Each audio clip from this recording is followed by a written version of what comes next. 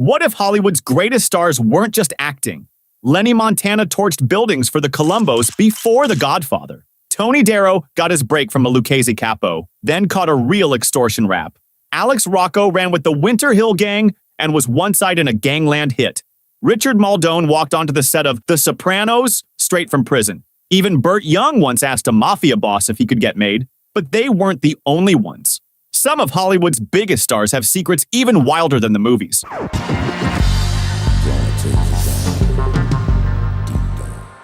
Remember Larry Boy from The Sopranos? Turns out the actor behind the mob capo wasn't just playing a tough guy. He had some real-life mob drama of his own. Anthony Borghese, better known by his stage name Tony Darrow, stepped right off the set of The Sopranos and into a Brooklyn courtroom. Back in 2004, Borghese didn't just play a mobster, he teamed up with real Gambino associates for an old-fashioned debt collection. And by old-fashioned, I mean brutal. Here's how it went down. Borghese allegedly met with two Gambino enforcers at a diner in Monticello, New York.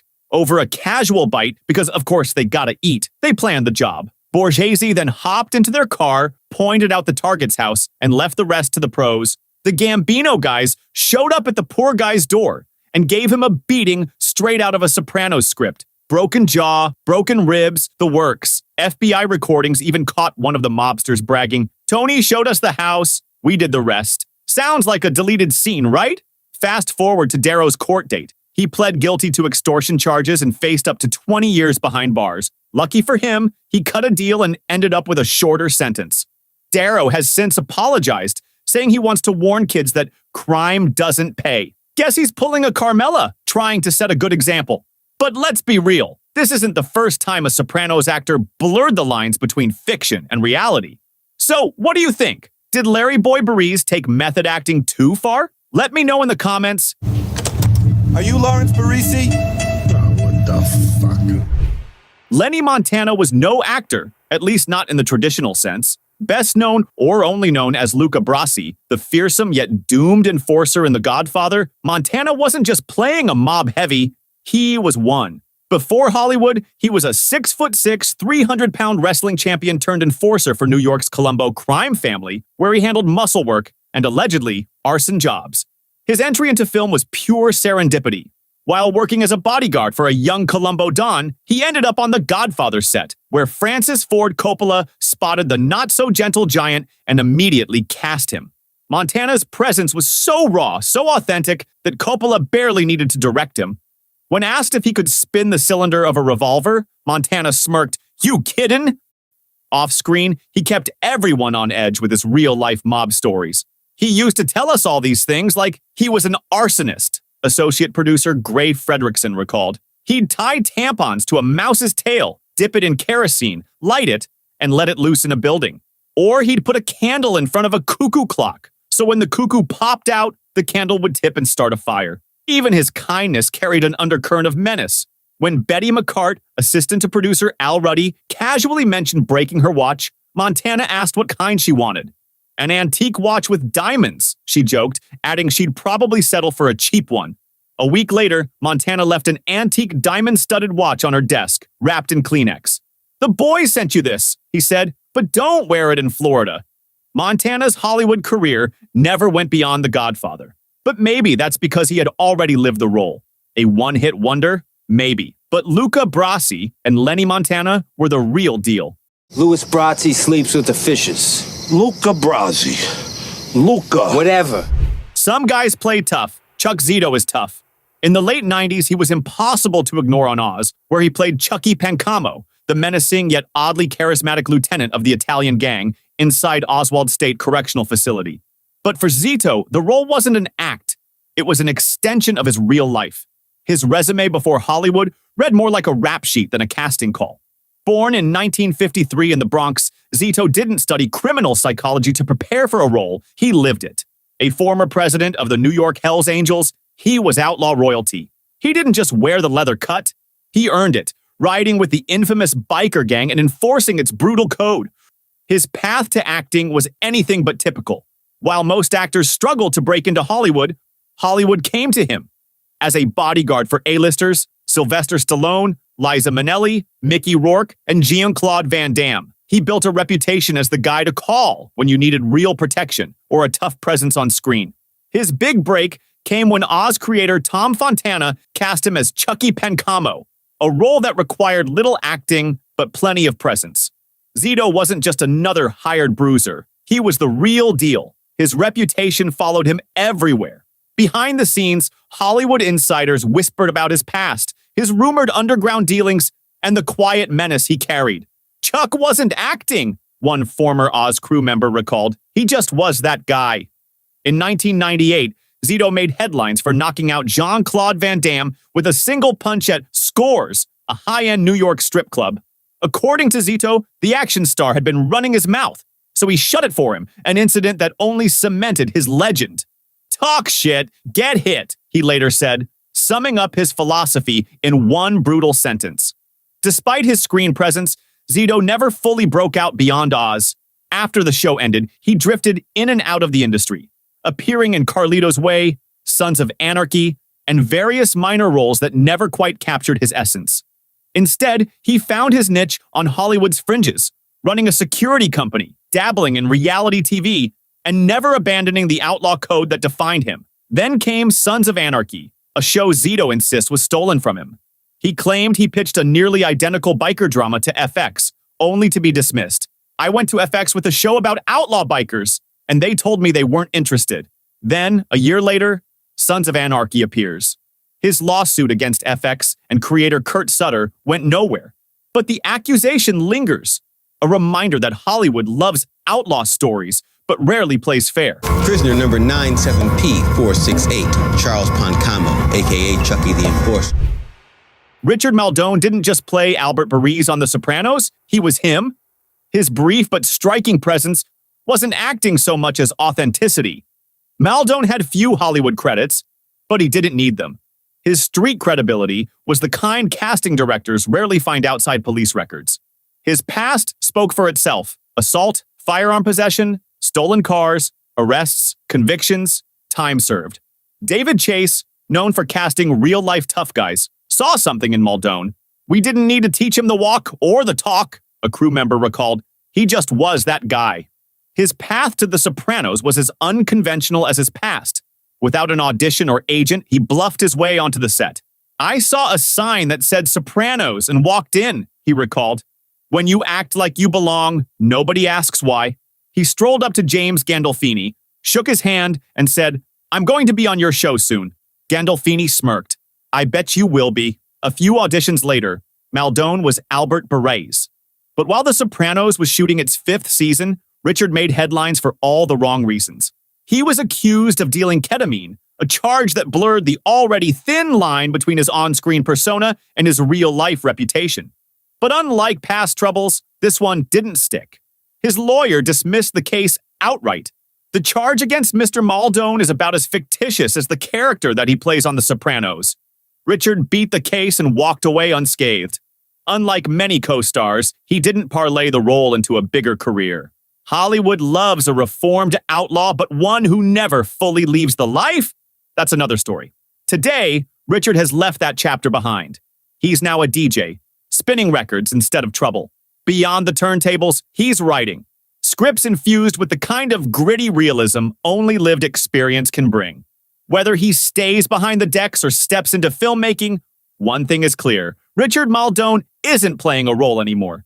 He's writing his own story. Can you imagine that? You get a facelift and 1 week later you're in jail?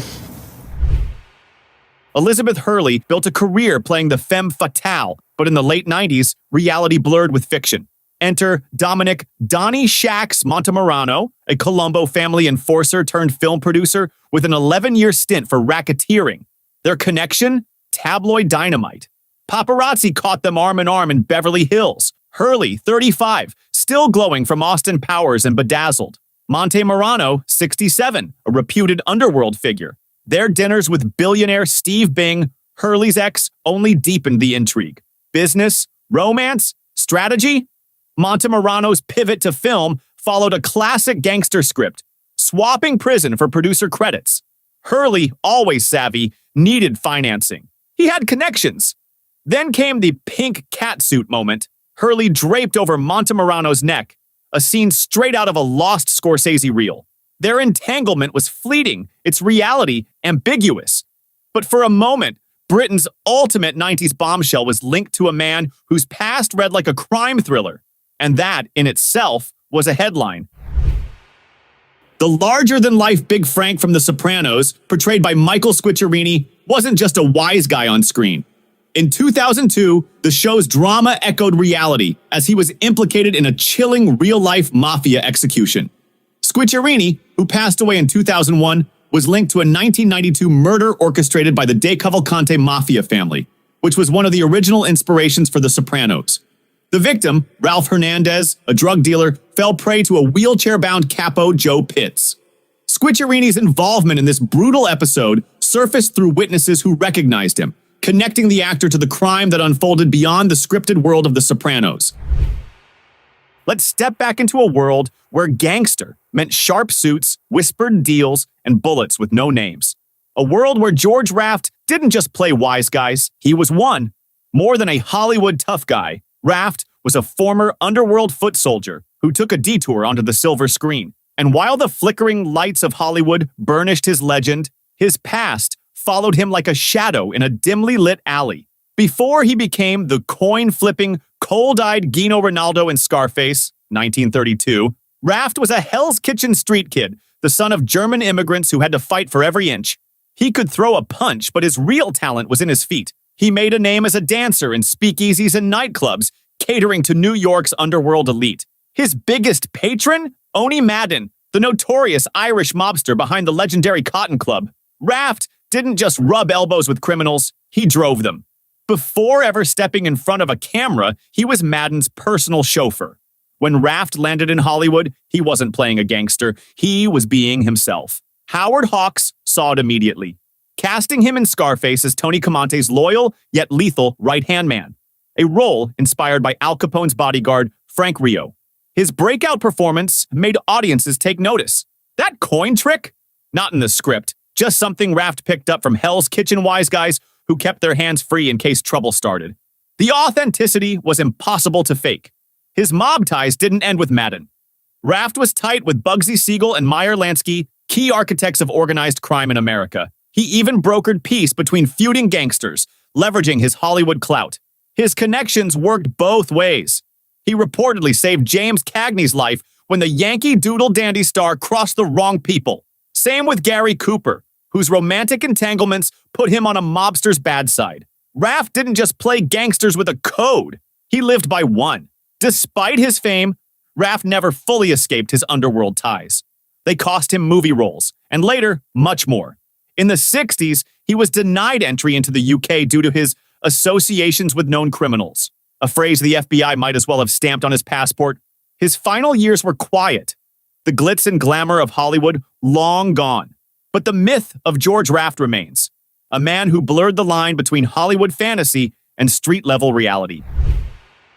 Did you know the Terminator Burt Young had some intriguing ties to the mob? Let's dive in. Burt Young wasn't just an actor, he was a Marine who boxed his way to 32 wins out of 34 matches. Maybe that's why he fit so perfectly into the gritty, working-class roles he became famous for. But here's where it gets wild. Young loved hanging around actual wise guys so much, he reportedly asked Vic Amuso, a real-life boss of the Lucchese crime family, if he could become a made man. Amuso's response? Stick to acting, kid. And Burt wasn't shy about showing love to the Italian-American community. He once signed a Rocky poster at the iconic La Donna Rosa restaurant. Sopranos fans, you know the type. It's the kind of place where Robert De Niro might sit at the next table, and you don't ask too many questions. Alex Rocco didn't just make an impression, he made it count. As Mo Green, the brash, bespectacled Las Vegas casino boss in The Godfather, Rocco secured his place in mob movie history. Though his screen time was limited, lines like, "I made my bones when you were going out with cheerleaders," made him a fan favorite. His bullet through the eye execution in the film's climactic montage even inspired a crime film trope, the Mo Green Special. But Rocco's on-screen bravado wasn't just acting. It was a lived experience. Born Alexander F. Petricone Jr. in Cambridge, Massachusetts, he had real ties to one of Boston's most feared crime outfits, the Winter Hill Gang. This Irish-American syndicate, linked to notorious figures like James Whitey Bulger, dominated the city's organized crime scene, and Rocco was in the thick of it. In 1961, he was arrested as a suspect in the broad daylight murder of Bernard "Bernie" McLaughlin, a high-ranking Irish gang leader from Charlestown. The hit, allegedly carried out by Winter Hill boss James "Buddy" McLean, was a turning point in Boston's gang wars. A witness claimed McLean fired the fatal shots while Rocco drove the getaway car. Both men were arrested, but in classic mob fashion, a grand jury refused to indict them. Danger followed Rocco. 4 years later, his former ally McLean was killed in the ongoing gang war. Rocco was jailed again after a diner brawl in Somerville. While he was behind bars, his wife borrowed a car from Howard T. Winter, the gang's new boss. Unbeknownst to her, the car had been rigged with a bomb. She survived the explosion, but the close call convinced Rocco it was time to leave Boston and his criminal past behind. With no acting experience or clear plan, Rocco made a life-changing choice. I needed to leave the Boston area, so I flipped a coin and decided, heads, Miami, tails, California, he later told the Boston Globe. The coin landed on California. Armed with street smarts and a new identity, he headed west. Hollywood wasn't on his radar, but fate had other plans. Rocco's gritty edge made him a natural on screen. After landing small roles, he found his way to The Godfather. Though he built a long career in Hollywood, appearing in films and TV shows for decades, his tough guy persona remained central. He left his mark in The Friends of Eddie Coyle, Get Shorty, Find Me Guilty, and Smokin' Aces. But no matter how many roles he played, he would always be remembered as Mo Green, the man who made his bones in both crime and cinema. Do you know who I am? I'm Mo Green. Jerry Orbach spent over a decade as the face of justice on Law & Order, his gravel-voiced, seen-it-all detective Lenny Briscoe becoming as iconic as the show's two-note theme. But in a twist worthy of a Scorsese film, the man who made a career playing cops had real-life ties to the other side of the law, not through wrongdoing, but through a chilling silence that kept a mob hit shrouded in mystery for decades. The story begins in 1971, when Orbach, already a Broadway legend, but not yet a household TV name, landed a role in The Gang That Couldn't Shoot Straight, a darkly comic crime film loosely based on Joseph Crazy Joe Gallo, a notorious New York mobster. Fresh out of prison, Gallo was furious over the film and demanded to meet the actor who had indirectly played him. Instead of conflict, the two struck up an unlikely friendship. The theater-loving mobster saw a kindred spirit in Orbach, who often portrayed smooth-talking tough guys with streetwise intellect. Their association took a dark turn months later.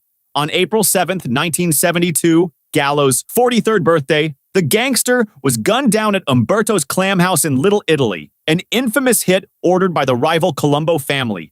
Multiple accounts suggest Orbach and his wife had been celebrating with Gallo earlier that night, first at the Copacabana, watching Don Rickles at midnight, and possibly later at Umberto's. Whether Orbach was present during the shooting remains one of New York crime history's great unanswered questions. One thing is certain, Orbach never talked. Homicide detective Joseph Coffey later claimed the actor was brought in for questioning, but refused to name names. "You'd think he'd want to help us solve it," Coffey told the National Enquirer, but when I questioned him, Orbach clammed up. In a city where loyalty is everything, Orbach, a man who spent his career playing men of the law, abided by an unspoken code of silence. A real-life omerta, more fitting for a gangster than a detective. Orbach never addressed the rumors, taking the secret with him to his grave in 2004. What if I told you one of the Sopranos stars grew up with her own mob story? Let's dive into Catherine Narducci's incredible, real-life connection to organized crime. Narducci, who played Charmaine Bucco, didn't just act in the mob world, she lived it. Hailing from East Harlem and raised in an Italian-American household, her father, Nicky Narducci, ran a bar and had connections to organized crime. But when Catherine was just 10, her father was killed in a brutal mob-style hit outside his bar in the mid-70s. Growing up in Italian Harlem, Catherine described feeling oddly protected, saying, "I had like 20 other fathers. I just felt very safe." Only later did she realize these polished, father figures weren't exactly law-abiding citizens. Wise guys, listen up. I'm an Audible associate. Use my link for a free 30-day trial. Binge Donnie Brasco, The Godfather, Wise Guy, Casino. All the classics to channel your inner Tony. Enjoy this video? Don't miss The Sopranos. Where Are They Now?